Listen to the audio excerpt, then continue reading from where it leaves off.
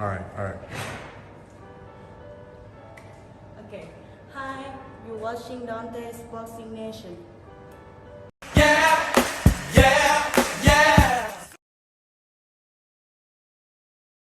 Dante's Boxing Nation, what's going on, guys?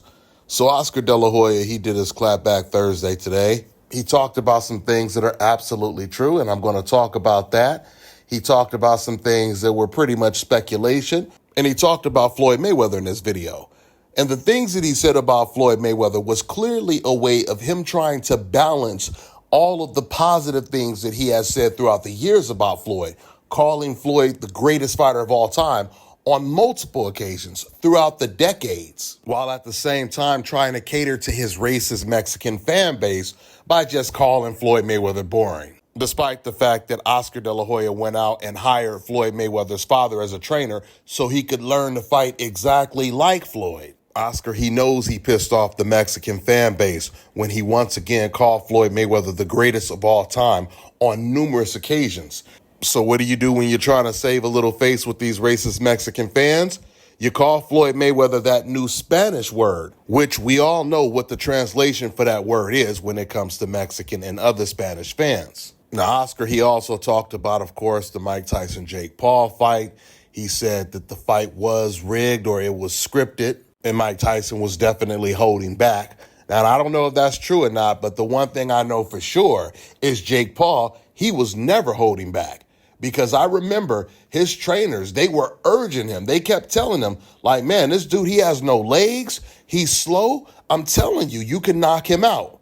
Jake Paul, he went out there trying to knock out Mike in those last, I think, 2 or 3 rounds. But what happened was anytime Jake even attempted to get aggressive and try to knock out Mike Tyson, he would have to sell out and put himself in Mike Tyson's range. And every time he did that, Mike Tyson would immediately go into survival mode by throwing the left hook as hard as he could. The first couple of times, Mike actually landed the left hook, but he partially landed it. And after that, Jake Paul, he stayed on his toes and he no longer got that close to Mike Tyson. Even in the post-fight interview, Jake Paul, he admitted that every time he tried to go in there to try to get a knockout, he was afraid that he was going to mess around and get knocked out because Jake Paul does not have the professional boxing skills to set up a knockout like that without getting caught himself. Something else Oscar said in this clip that is very true is the same thing that we've heard Eddie Hearn say. We've heard it from Bob Arum.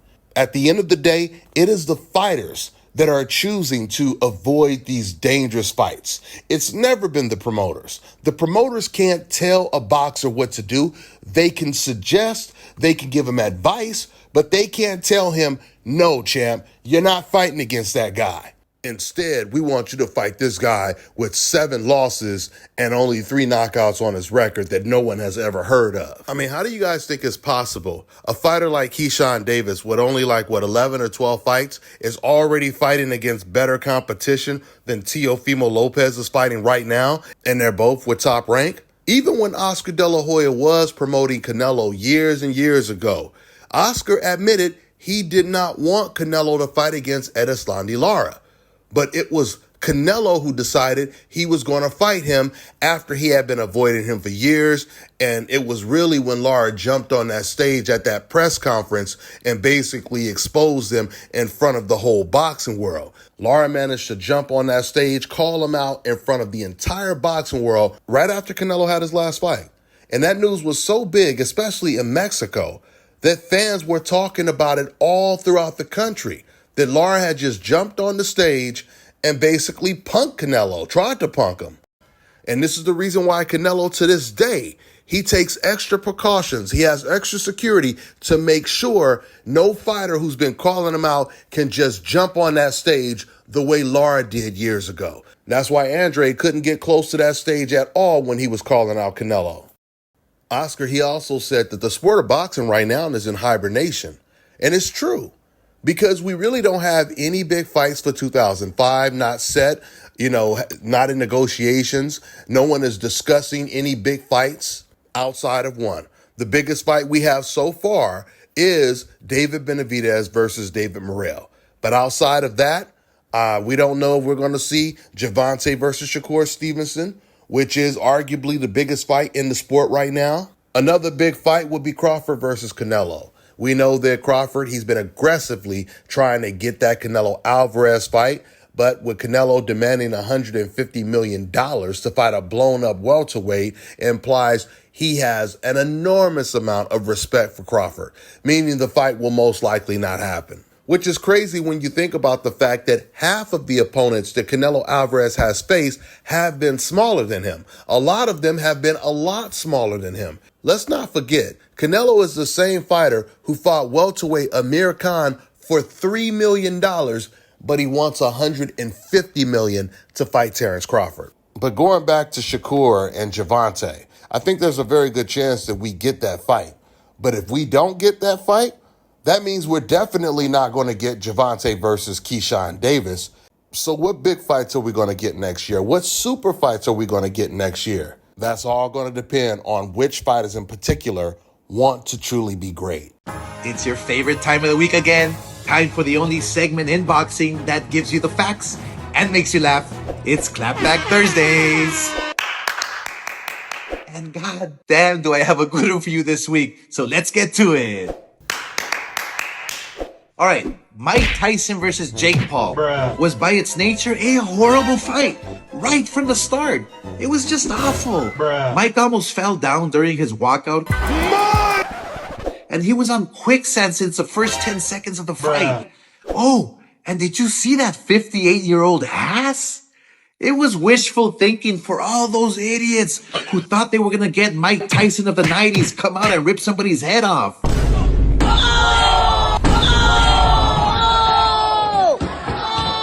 Now, everyone is talking about how staged this fight was. I do believe it was scripted, and I believe that Tyson was certainly held back. Look, I'm a fighter, and I can see it. It goes on the record, and it was sanctioned. So Jake Paul paid to get the W on his record? For what? For your own personal satisfaction? I keep telling you, if you want to be a real fighter, like you say you want to be, what are you doing? Shit, I don't even know. Like, who's next? Joe Biden? You have to fight real fighters. God, please, no! However, the fight drew 65 million households, which means roughly 200 million eyeballs were watching. And the huge winners were Amanda Serrano and Katie Taylor, who put on an incredible real fight and were introduced to new fans around the world. Boxing has been in hibernation. It's like a sleeping bear. Boxing has been the most popular sport since the beginning of time. Lately, it's been Mayweather versus McGregor, who fought in the ring, not the octagon, because boxing is king.